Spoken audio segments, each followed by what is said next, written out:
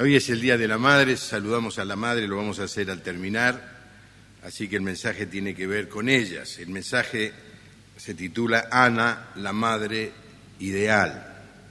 La verdad que de todos los días que celebramos, el Día del Padre, incluidos los abuelos, el Día del Niño, no hay duda que el más especial de todos es el Día de la Madre, porque es el momento en que podemos pensar en ellas, recordarlas y honrarlas. Es, sin duda, un día que trae también un poco de tristeza, de nostalgia, porque hay muchos de nosotros que hemos perdido a nuestra madre. Entonces pensamos en ella y la recordamos, pero es un día también para alegrarnos con aquellos que tienen a su madre y la pueden honrar. El concepto de ser madre ha cambiado muchísimo. Antes, el no tener hijos era una maldición, pero hoy hay muchos matrimonios que eligen no tener hijos, no tener descendientes.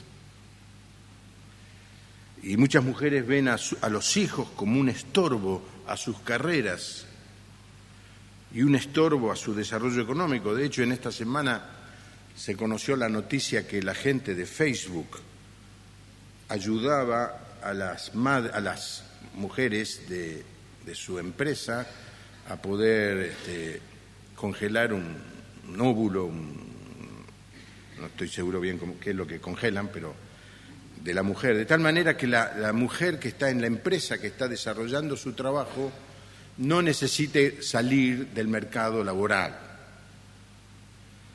No voy a entrar en discusión si esto está bien o esto está mal, es un tema de bioética muy interesante, muy profundo, que plantea muchas ventajas, pero también plantea muchas preguntas. Y salió un periodista a la calle y le preguntaba a la gente, ¿y usted qué opina sobre este tema? Y muchos decían, y me parece bien, porque no hay que cortarle la carrera a las mujeres.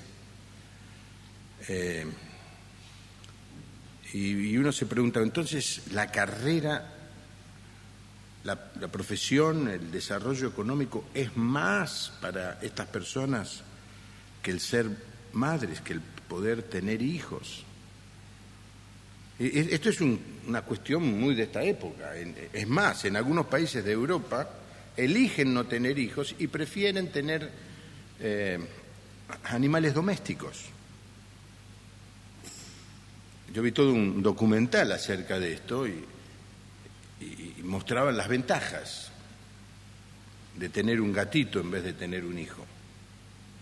Estamos viviendo en esta sociedad que distorsiona todo, y entre ellos el rol de la maternidad, el rol de la madre. Por eso es muy importante volver al modelo bíblico de lo que es una madre.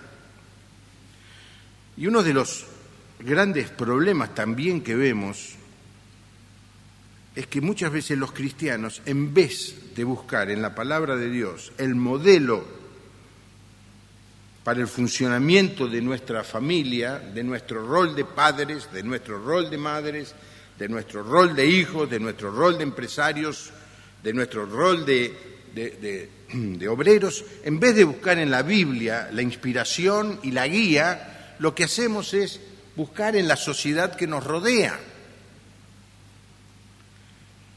Y por supuesto encontramos mensajes absolutamente contradictorios. Y el creyente muchas veces le hace más casos a lo que sale por televisión que a lo que dice la Biblia. Por eso en esta noche quiero hablar sobre una mujer que se llamaba Ana. El nombre significa favorecida y que nos deja algunas enseñanzas. Ahora todos los hombres que están aquí dicen, justo hoy yo vine, van a hablarle a las madres, yo jamás voy a poder ser madre. Pero hay muchas cosas que son para vos, salvo un punto, todo lo demás lo podés aplicar en tu vida. Así que para entender un poco esta historia, vamos a leerla. La voy a leer rápido, ustedes la van a poder seguir. la van a poder seguir en la pantalla, y la leo rápido, no porque no tenga importancia, sino porque luego la voy a repasar en el transcurso del mensaje. Empiezo, síganlo. En Ramá, un pueblo de los cerros de Efraín, vivía un hombre llamado Elcaná. Sus antepasados fueron Jeroam, Eliú, Toú y Suf. Todos ellos eran descendientes de Efraín. Elcaná tenía 2 esposas, Peniná y Ana. Peniná tenía hijos, pero Ana no tenía ninguno. Cada año Elcaná y su familia salían de su pueblo para ir al santuario de Silo. Allí adoraban al Dios Todopoderoso y presentaban ofrendas en su honor. Allí también trabajaban 2 hijos del sacerdote Elí, llamados Ofni y Fines. Cuando Elcaná presentaba un animal como ofrenda, le daba una parte de la carne a Peniná y a sus hijos. Pero a Ana le daba la mejor parte porque la amaba mucho, a pesar de que Dios no le permitía tener hijos. Como Ana no tenía hijos, Peniná se burlaba de ella. Tanto la molestaba que Ana lloraba mucho y ni comer quería. Todos los años, cuando iban al santuario, Peniná la trataba así. En una de esas visitas, Elcaná le preguntó a Ana: ¿por qué lloras? ¿Por qué no comes? ¿Por qué te afliges? Para ti es mejor tenerme a mí que tener muchos hijos. Ese tipo tenía una alta estima de su... Ana dejó de comer, se levantó y se fue a orar al santuario. El sacerdote Elí estaba allí sentado junto a la puerta. Ana estaba tan triste que no dejaba de llorar, por eso oró a Dios y le hizo esta promesa: Dios Todopoderoso, yo soy tu humilde servidora, mira lo triste que estoy, date cuenta de lo mucho que sufro, no te olvides de mí. Si me das un hijo, yo te lo entregaré para que te sirva solo a ti todos los días de su vida. Como prueba de que te pertenece, nunca se cortará el cabello. Ana oraba a Dios en silencio. Elí la veía mover los labios, pero como no escuchaba lo que decía, pensó que estaba borracha. Por eso le dijo: ¿no te da vergüenza estar borracha? Deja ya la borrachera. Pero Ana le respondió: Señor mío, no crea usted que estoy borracha. No he bebido vino ni cerveza. Estoy muy triste y por eso estoy aquí suplicándole a Dios que me responda. Entonces Elí le contestó: vete tranquila y que el Dios de Israel te conceda lo que has pedido. Y Ana le dijo: usted sí me comprende. Dicho esto, Ana regresó a comer y dejó de estar triste. La mañana siguiente, Elcaná y su familia fueron al santuario para adorar a Dios y después de esto regresaron a su casa en Ramá. Tiempo después, Elcaná y su esposa Ana tuvieron relaciones sexuales y Dios permitió que ella quedara embarazada. Cuando nació el niño, Ana le puso por nombre Samuel porque Dios contestó su oración. Al año siguiente, cuando llegó el tiempo de ir al santuario para presentar la ofrenda acostumbrada, Elcaná fue a Silo con toda su familia para cumplir su promesa. Pero Ana no quiso ir con ellos y por eso le dijo a su marido: cuando el niño ya pueda comer solo, yo mismo la llevaré al santuario y se la entregaré a Dios. Allí se quedará a vivir. Elcaná le dijo: haz lo que te parezca mejor, que el niño se quede contigo hasta que pueda comer solo y que Dios cumpla su promesa. Ana se quedó con su hijo y lo cuidó hasta que el niño comenzó a comer solo. Fue entonces cuando Ana lo llevó al santuario de Silo. También llevó como ofrenda un novillo de 3 años, vino y 20 kilos de harina. Después de presentar en el altar el novillo, Ana y su esposa le entregaron el niño al sacerdote Elí. Y Ana le dijo: Señor mío, hace tiempo yo estuve aquí orando a Dios. Yo le pedí a este niño y él me lo concedió. Por eso ahora se lo entrego, para que le sirva todos los días de su vida. Y todos ellos adoraron a Dios. Algunos versículos del capítulo 2, versículo 18. El niño Samuel, por el contrario, servía fielmente a Dios. Samuel se vestía con ropa de lino como los sacerdotes. Cada año su madre le hacía una túnica pequeña y se la llevaba cuando iba con su marido a presentar su ofrenda. En una de esas ocasiones, Elí bendijo a Elcaná y a Ana y les dijo: ya que han puesto a Samuel al servicio de Dios, que Dios les conceda tener más hijos. Y así sucedió. En los años siguientes Dios bendijo a Ana y ella tuvo 3 hijos y 2 hijas. Mientras tanto, el niño Samuel crecía bajo el cuidado de Dios. Interesante relato de la palabra de Dios que nos cuenta el nacimiento de este gran hombre de Dios que fue Samuel. Algunos puntos para rescatar. En primer lugar, Ana tenía un buen marido. Estaba casada con Elcaná, que era alguien del pueblo de Dios. Y una de las cosas que la palabra de Dios nos dice, aunque eso no nos garantiza absolutamente nada, es que debemos establecer relaciones con personas que tengan la misma fe que tenemos nosotros. Dice el texto, no en yugo desigual. Antes eso era una garantía, hoy ya no lo es. Porque el diablo ha atacado al matrimonio dentro de la iglesia. Pero es tremendamente difícil convivir con una persona que puede ser buenísima, que puede ser muy atenta, pero que tiene otra cosmovisión. En las cuestiones íntimas, como las relaciones sexuales, puede andar muy bien. Pero cuando llegan las decisiones de a dónde vamos el domingo, al shopping, a la cancha, o vamos a la iglesia a adorar al Señor, allí se presenta la colisión, el enfrentamiento. ¿Cómo vamos a educar a nuestros hijos? ¿En el temor del Señor o lo vamos a dejar que se críen solos sin conocer al Señor? Así que le animo a todos los jóvenes, a todos aquellos que estén buscando pareja, búsquenla en el Señor, en la casa del Señor. Era un hombre que preveía y proveía para las necesidades de la familia, especialmente se nota el cuidado que él tiene con ella. Era un hombre amable, no estaba amargado. Él entendió que el Señor había cerrado su matriz. Esto es muy interesante. En un hombre inteligente, sabio, al punto que al considerar que su esposa no podía tener hijos, no le echó la culpa a ella ni a la naturaleza. No, dice, es la voluntad de Dios. Dios quiso esto. No hacía diferencia. Fíjese la actitud de la otra esposa. En esa época se podía tener más de una esposa. Aparentemente este hombre tenía solamente 2. Dice en 1 Samuel 1:6, como Ana no tenía hijos, Peniná se burlaba de ella. Y este hombre se preocupaba en no hacer diferencia entre una y otra. Al punto que a la esposa que no le daba hijos la trataba de una manera especial.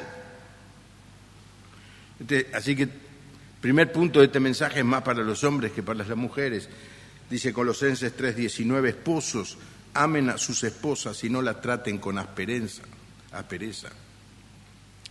En segundo lugar, Ana era una mujer que no usaba represalias. Estaba constantemente atormentada por la persecución de su rival, pero rechazaba hacer justicia por su propia mano. En el momento de mayor dolor, en vez de vengarse, ella busca al Señor. Dice, Ana estaba tan triste que no dejaba de llorar, por eso oró a Dios. Muchas veces, como cristianos, vivimos bajo un estado de persecución. No la persecución que están viviendo nuestros hermanos en Siria o en Irak, mucho menor. Burlas, menosprecio. Algunas personas pierden amigos cuando se convierten al Señor porque ya no hablan como hablaban antes, ya no hacen las cosas que hacían antes. Y en ese contexto de persecución, muchas veces lo natural que surge en nosotros es una reacción buscar represalias, vengarnos, contraatacar, es lo que nos sale naturalmente. Pero no se ve esto en Ana, ella busca al Señor en oración. Es lo mismo que hizo el Señor, en 1 Pedro se nos dice del Señor: si acaso sufren injustamente, recuerden que Dios les ha ordenado sufrir con paciencia. Y en esto Cristo les ha dado el ejemplo para que hagan lo mismo, pues Él sufrió por ustedes. Cristo no pecó nunca y jamás engañó a nadie. Cuando lo insultaban, jamás contestaba con insultos y jamás amenazó a quienes lo hicieron sufrir. Más bien dejó que Dios lo cuidara y se encargara de todo, pues Dios juzga a todos con justicia. Muchas veces tenemos esta situación, porque tiene que ver más con nosotros que con lo que viene de afuera, al ser atacados, a ser criticados, al escuchar que se nos está denostando, tenemos la gana de reaccionar, levantar la voz, protestar, contraatacar. El texto bíblico constantemente dice: no lo hagas, no lo hagas.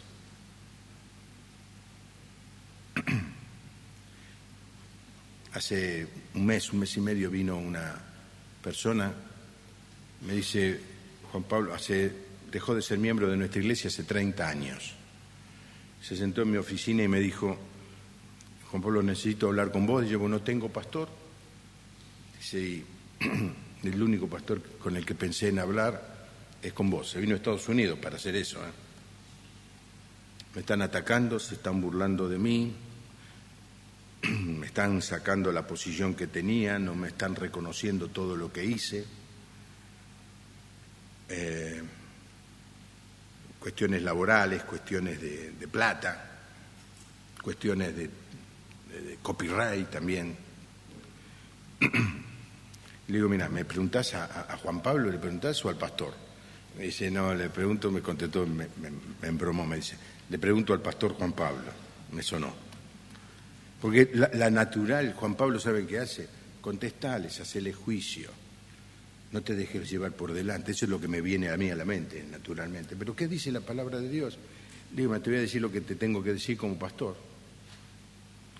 Romanos 12, no paguemos a nadie mal por mal, procuremos hacer lo bueno a los ojos de todo el mundo.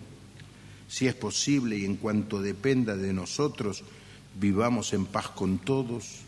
No busquemos vengarnos, amados míos, mejor dejemos que actúe la ira de Dios, porque escrito está: mía es la venganza, yo pagaré, dice el Señor. Todas las veces en mi vida en que me defendí y contraataqué, terminé perdiendo. Fui parte del problema y no fui parte de la solución. Todas las veces, las puedo contar. Y todas las veces que me callé y en vez de contraatacar, acepté la acusación, la crítica, callado, silencio, salí venciendo. Porque mía es la venganza, dice el Señor. Yo me voy a hacer cargo, yo me voy a hacer cargo. Se lo conté tantas veces, pero se lo cuento otra vez más. En un momento en mi vida, en el año 76, yo tenía 29 años, estaba viviendo bajo una fuerte presión, un ataque.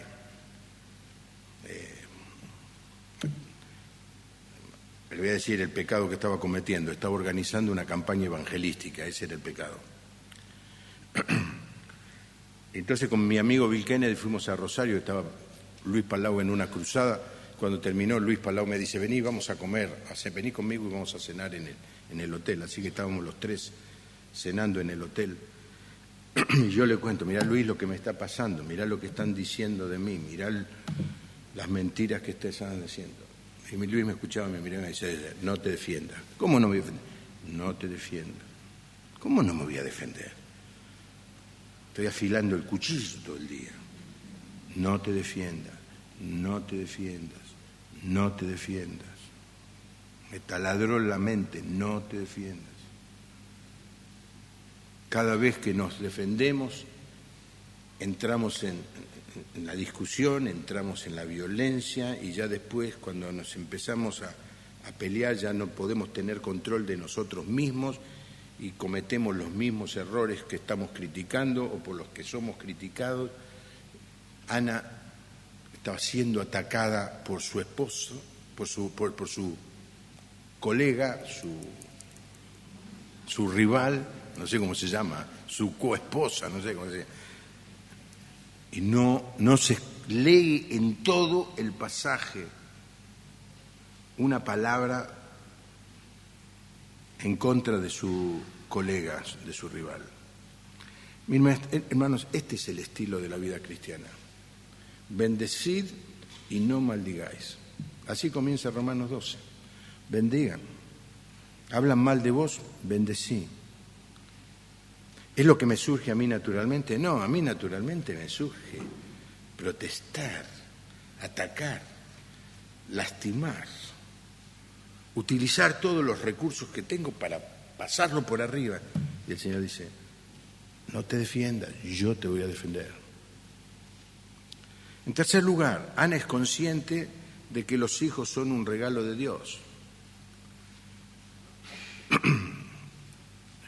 A ver, yo tendría que cambiar el título. Un regalo, cuando me dan un regalo, eso que tengo es mío, ¿no? Pero los hijos no son un regalo. A ver, tachá eso, no lo toques. El Señor nos concede el privilegio de poder educar a nuestros hijos, pero hermanos, sabemos una cosa, que no son nuestros. No son nuestros. Le dijo, si me das un hijo, yo te lo entregaré para que te sirva solo a ti todos los días de su vida. No es mío, me lo das, pero no es mío, es tuyo, Señor. Muchos padres sobreenfatizan su amor parental y agarran a los hijos y los tienen y los ahogan, no les permiten crecer, no les permiten desarrollarse, los sobreprotegen, es amor. ¿No se dan cuenta que un día ese chico se va a ir?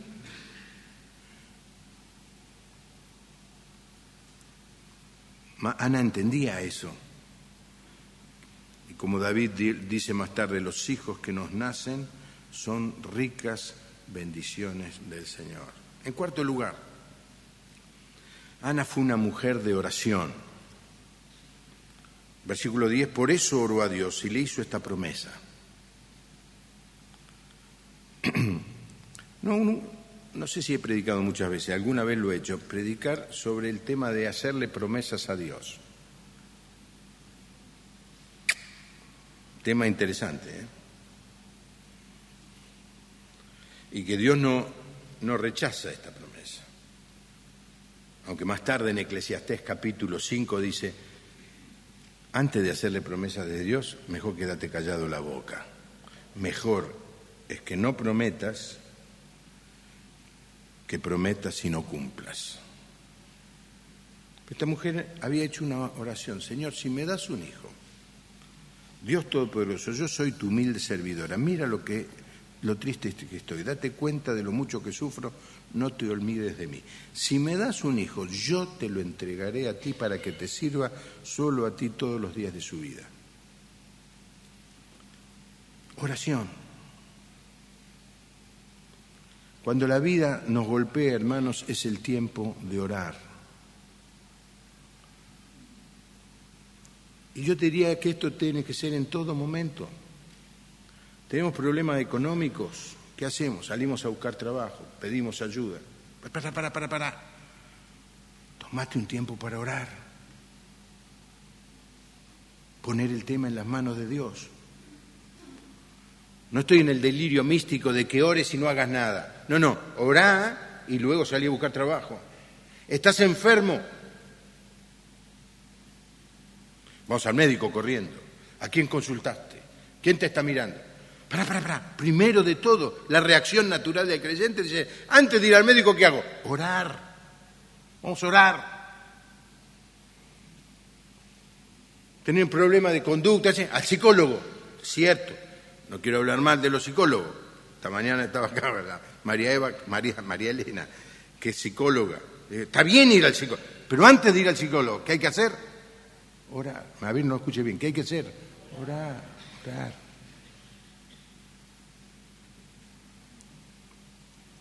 Y fue al único que le podía escuchar: Señor, este es mi problema. Y dejó que sus sentimientos se desahogaran en la oración. Es algo que tenemos que aprender a hacer. Dice: estoy desahogando mi pena delante del Señor, en el versículo 15. No sé cuál es tu situación, no sé cuál es tu problema. Todos tenemos alguna cosa que nos carga, que nos duele.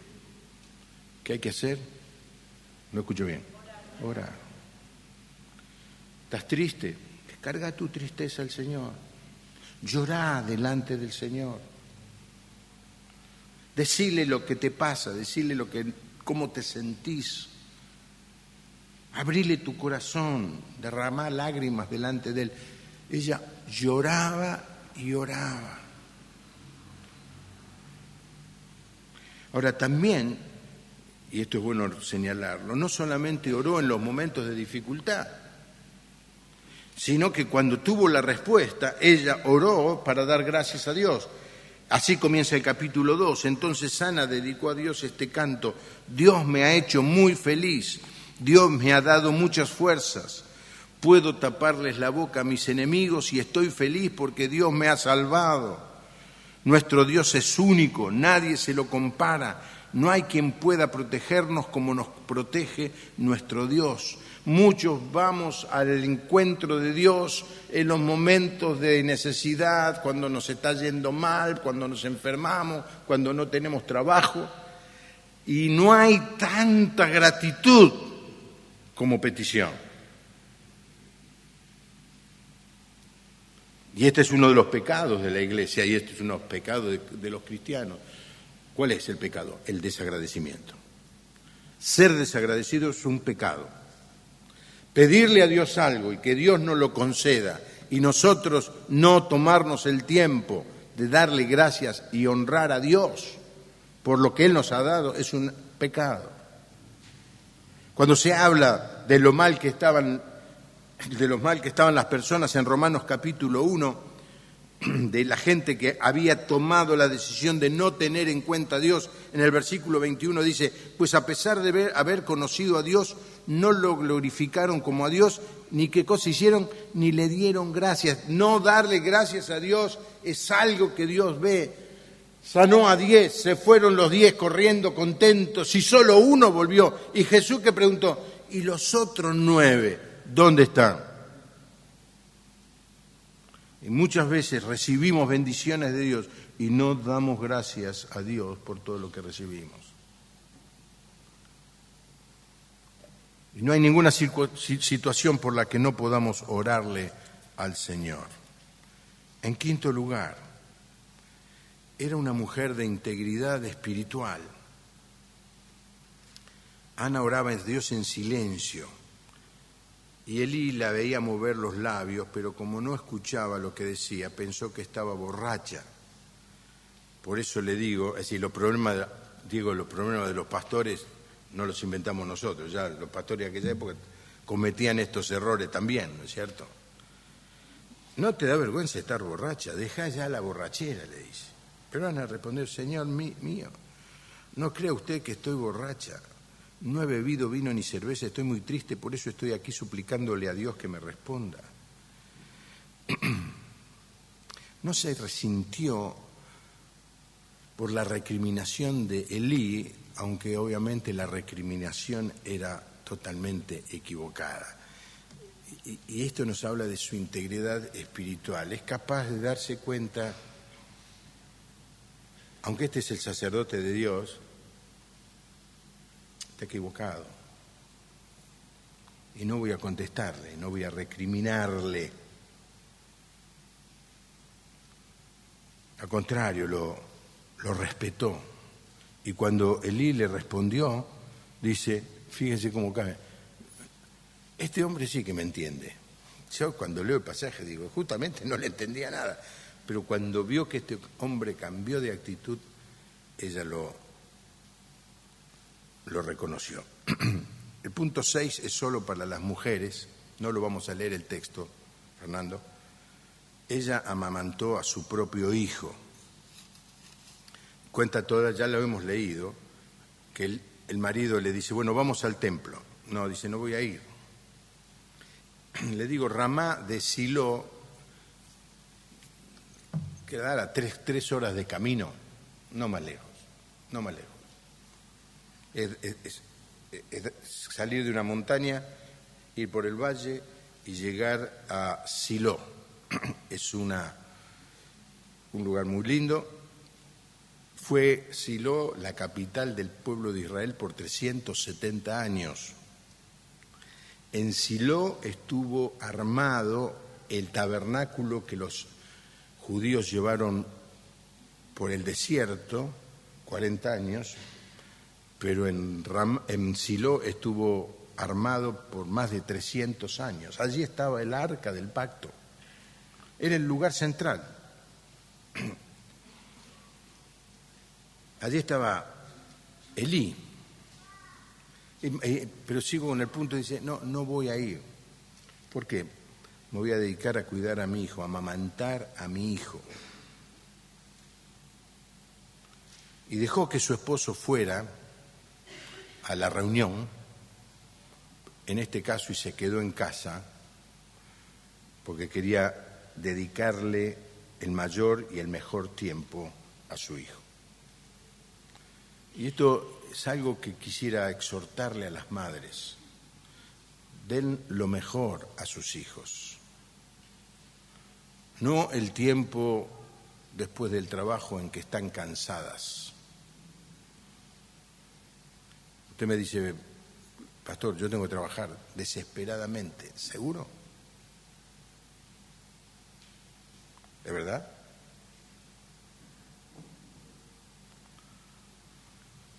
¿Qué tal si nos achicamos y vivimos austeramente, pero invertimos el mejor recurso que tenemos, que es el amor de la madre, en el producto que más apreciamos, que son nuestros hijos? Yo sé que a veces muchas familias viven las circunstancias en donde es imprescindible el trabajo de los dos. Por eso esto no es una enseñanza dogmática en donde la mujer ahora tiene que dejar de trabajar para cuidar a sus hijos. Pero es algo para pensar. Porque muchas veces vemos que muchas madres trabajan afuera de la casa cuando no lo necesitan, o solamente para poder tener un estilo de vida más alto del que podrían tener si solo trabajara el esposo.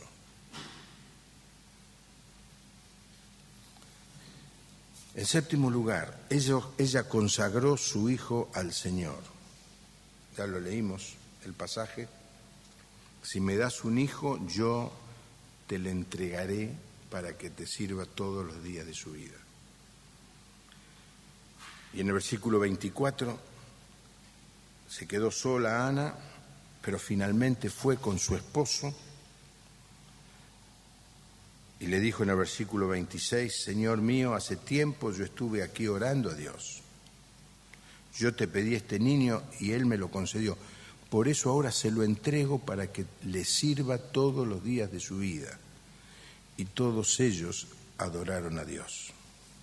Y déjeme decirle, esta es la gran responsabilidad de los padres en esta noche de las madres cristianas, criar a sus hijos para poder traerlos al Señor y decirle, Señor, lo traigo para que sea un siervo tuyo toda la vida. La gran mayoría de los padres, aún de los padres cristianos, aspira para sus hijos la mejor carrera, la mejor profesión. Sueñan para ellos el mejor futuro. ¿Cuál es el mejor futuro? Y que sea profesional. Qué bueno. ¿Cuál es el mejor futuro? Y que pueda tener una empresa. ¿Cuál es el mejor futuro? y que tenga éxito en la vida. El mejor futuro de un hijo es que pueda ser un siervo de Dios, que pueda entregar su vida a servicio del Señor. Que sea pastor, no, que sea empresario, pero que no tenga ninguna duda que su prioridad uno es servir al Señor. Que sea músico, pero su prioridad uno es servir al Señor. Que sea profesional, pero su prioridad uno es servir al Señor. Y eso se enseña, se inculca en la niñez. Yo desafío a los hermanos de la iglesia, especialmente a las madres, a que revisen las cosas que le dicen a sus hijos para oponerse a esta cultura que nos llega a través de los medios de comunicación, en los celulares, donde nos dibujan cómo debe ser un adolescente, cómo debe ser un niño de hoy.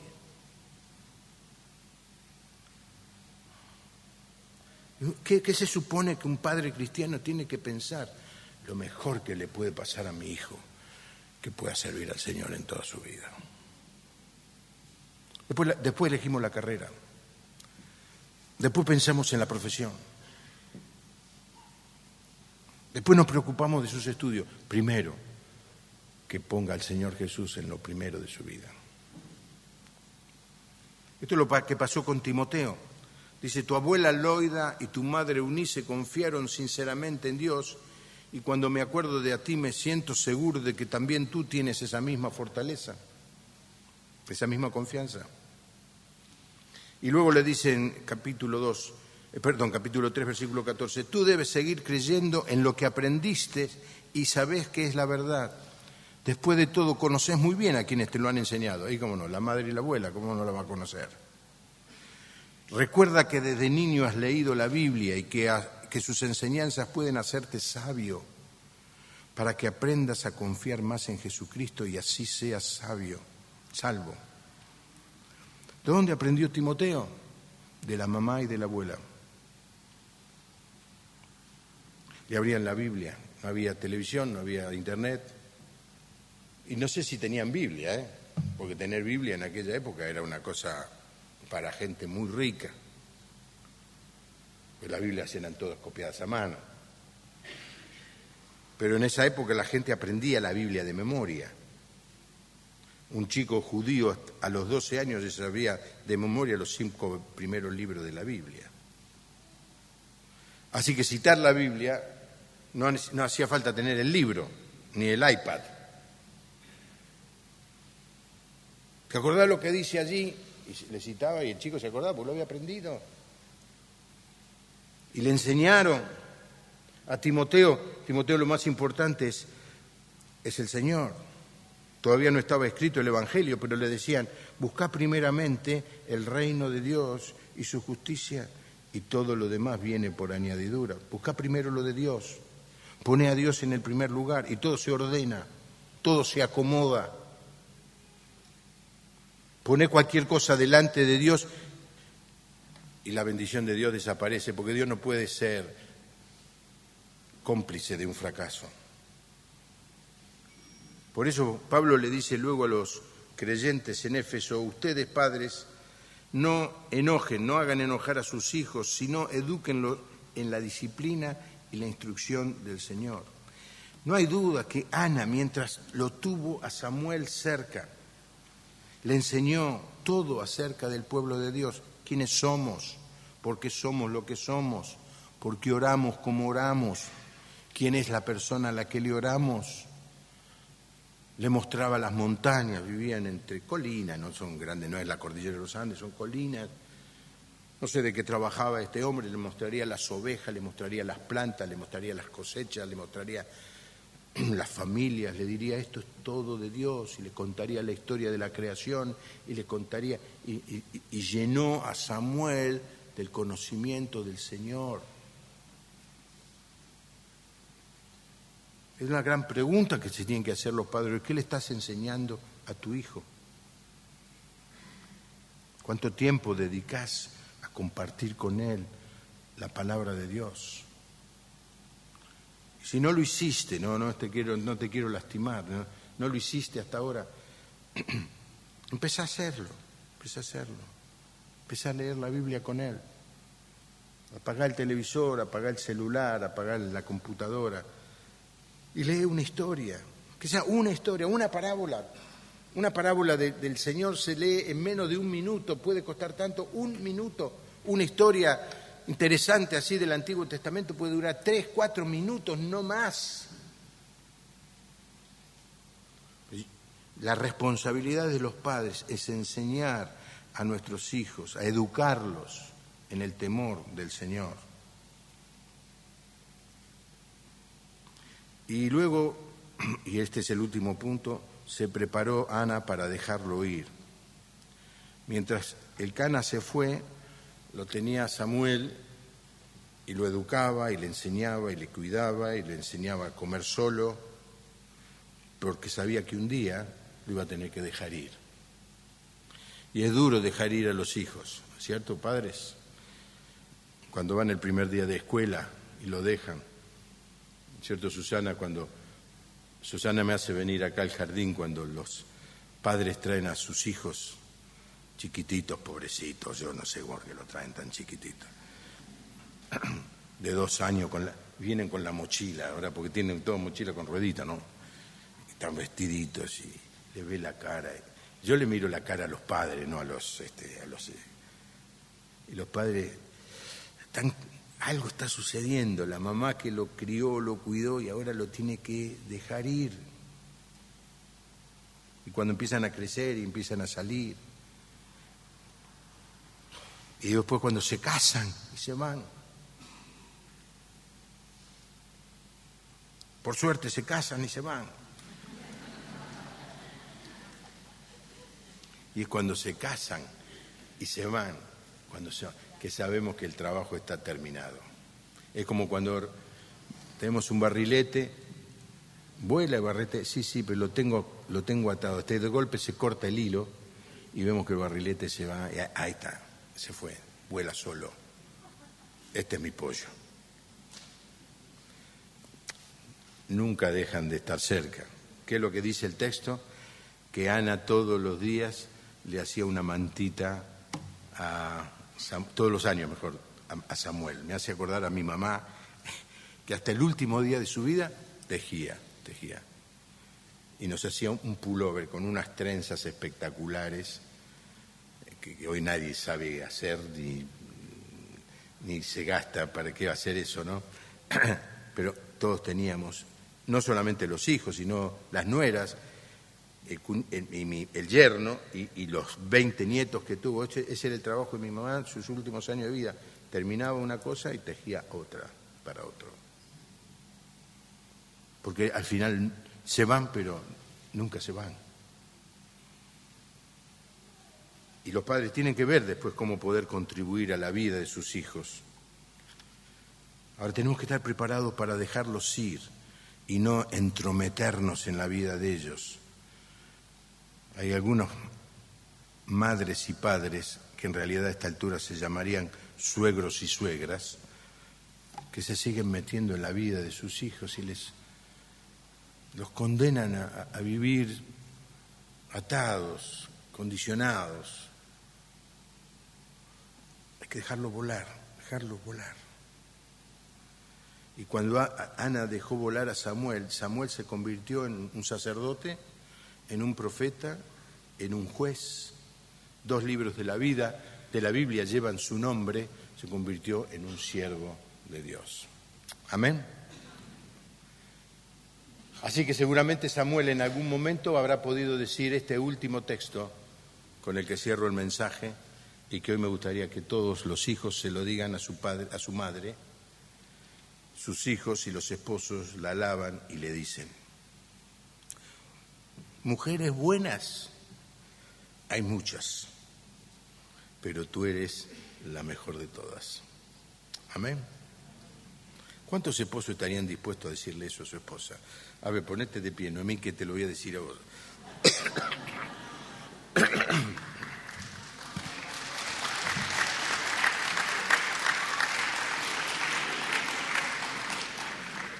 A ver, ayúdenme.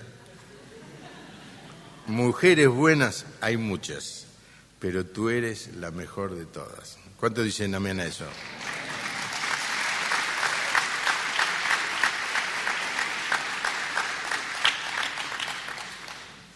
Ahora también es un día especial, porque quizás haya matrimonios aquí que no pueden tener hijos. Y la palabra de Dios nos dice que quien trabaja con los niños tiene hijos espirituales. Y yo les animo a todos los que no pueden tener hijos que mientras esperan esa posibilidad, sirvan al Señor criando hijos espirituales. Una mujer que marcó mi vida, aparte de mi mamá, fue una mujer que decidió ser soltera para tener muchos hijos espirituales. Se llamaba la señorita Krieger. Le festejamos hace unos años aquí los 100 años de vida. Se puede tener muchos hijos sin necesariamente ser mamá, biológicamente. Así que yo le digo, ¿no podés tener hijos? Bueno, cantá la canción que nos enseñó Willy. Señor, líbrame ¿de qué? Del mal. ¿Del mal qué? Humor. Líbrame, Señor. Limpia mi corazón. No quiero estar enojado. No quiero andar por la vida reprochándote porque no puedo tener hijos, sino aprovechar esta oportunidad para tener muchos hijos espirituales y dedicarme a ganar a personas para el Señor.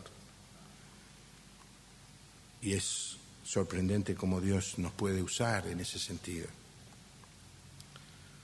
Hay también aquí, y por los que voy a orar, muchos que tienen hijos pero que por alguna situación en la vida no están viviendo con el padre de sus hijos o la madre de sus hijos. Y es toda una lucha, una batalla, es un desafío. Trata de ajustarte en lo posible a este modelo de Ana, de tener esa actitud de no tener venganza, de resentimiento, sino ser una persona de oración y que fundamentalmente se dedica a enseñarle a tu hijo, en el tiempo que lo tenés cerca tuyo, enseñarle la palabra de Dios, sembrar en él la semilla y luego orar y regarla con oración. Así que el Día de la Madre abre el panorama para muchos otros, por ejemplo, los que no tenemos nuestra mamá cerca, recordarla con amor. Esta mañana cuando terminó la reunión, como ustedes se imaginan, siempre hay hermanas que vienen y dicen, mira, yo soy madre, pero mis hijos no me tienen en cuenta, me han abandonado y me lloró. Es un día triste para ella, muy triste.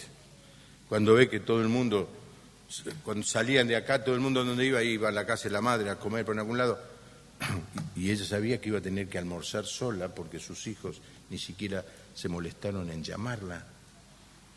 Y yo le dije, hermana, búsquete tener otros hijos espirituales. En vez de estar enojada por lo que no tiene, aproveche la libertad que esto le da para criar otros hijos. Cualquiera sea la circunstancia, Dios quiere bendecir nuestra vida. A los jóvenes, prepárense para el matrimonio y después prepárense para ser padres, que es una de las cosas más hermosas que Dios nos permite ser en la vida. Y criar hijos en el temor del Señor para que sean siervos de Dios como fue Samuel. Amén. Inclinamos nuestro rostro y oramos al Señor. Padre, te damos gracias por este ejemplo de Ana, por esta enseñanza que viene de tu palabra. Quisiéramos, Señor, tener estas actitudes que ella tuvo.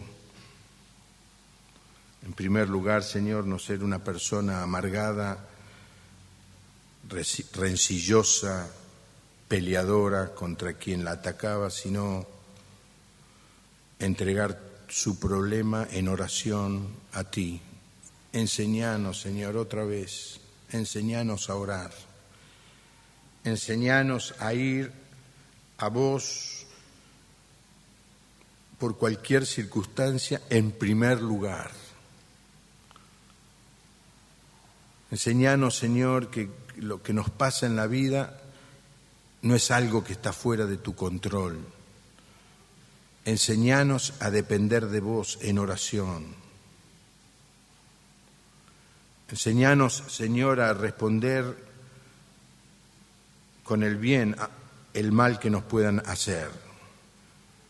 Bendecir en vez de maldecir. Y dejarte en todo caso que tú te hagas cargo de hacer justicia. Te pedimos, Señor, también que teniendo nuestros hijos nos ayudes a enseñarles la palabra de Dios, especialmente a través del ejemplo de una vida íntegra, no una vida con doblez, que nuestros hijos puedan ver que somos iguales en la casa, que en el barrio, que en el trabajo. Señor, quisiéramos tener a nuestros niños en nuestra iglesia creciendo en el temor tuyo, en medio de un mundo que trata de destruir sus vidas. Te pido, Señor, por los matrimonios que no pueden tener hijos. Señor, vos hiciste el milagro de darle hijos a Abraham y a Sara cuando ya eran muy ancianos. Vos podés hacer este milagro una y otra vez. Te pedimos, si es tu voluntad, que lo hagas en la vida de nuestros hermanos. Y si tú no les das el privilegio de tener hijos, Señor, dales el privilegio de ganar a muchos hijos, de tener muchos hijos, trabajando en la vida de otros, alcanzando a otros con el Evangelio de la gracia. A todos aquellos que hemos perdido a nuestra madre, Señor, el consuelo y la gratitud que tenemos de haber tenido una madre tan especial. Como dice el texto, madres hay muchas, pero mi mamá era la mejor de todas. Señor, ayúdanos como matrimonios a ser un ejemplo en esta sociedad que se cae a pedazos. Gracias, Señor, por tu palabra. En el nombre del Señor Jesús. Amén. Amén.